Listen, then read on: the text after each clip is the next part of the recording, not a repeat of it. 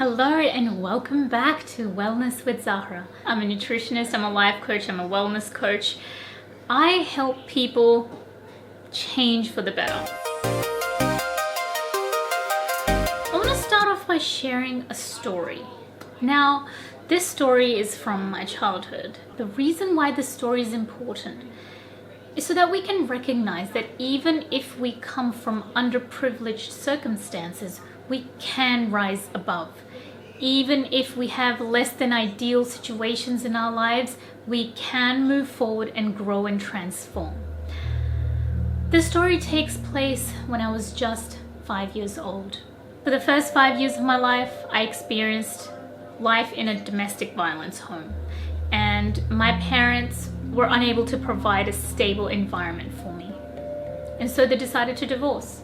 This became a pivotal moment in my life because just when I needed the nurture and love and care of my caregivers, I was unable to receive it. I started becoming a people pleaser. I became the nurturer, I became the problem solver, and I became someone who would always put their own needs down so that your needs are met. And the reason why I did that is because that was the only way I could get the nurture and love of my parents. Unfortunately, this less than ideal situation resulted in me growing up as an adult, continuing to be the people pleaser, abandoning my own needs. I didn't pay attention to burnout symptoms. I didn't pay attention when I was giving too much of myself while being drained in the process. I didn't recognize the job that drained me. I didn't recognize the relationships that drained me. I didn't recognize the friendships, the environments, the situations that I would put myself in that just made me feel like, why am I doing this?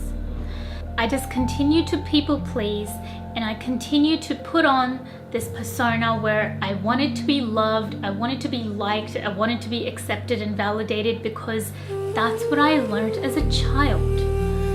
But, and here's the most important part, when I first recognized that this is what I was doing, that I was abandoning my own needs, and I was not listening to myself, but listening to everybody else, I was at the lowest point in my life. I had worked myself into a burnout.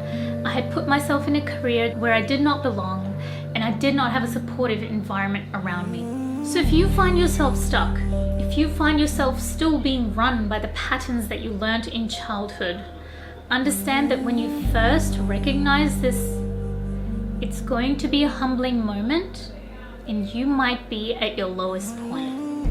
And that's okay.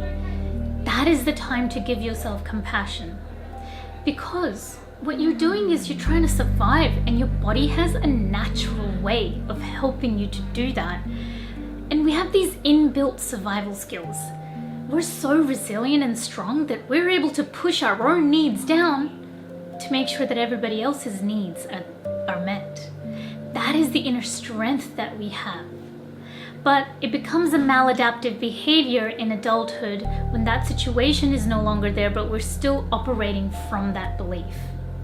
So understand that when you recognize this humbling moment, you might feel low, but it's okay.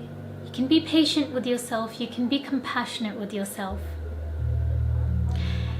And that will open the door to transformation. You can start becoming curious. Ask yourself questions. How did I get here? Not from a place of judgment or criticism, but from a place of natural curiosity.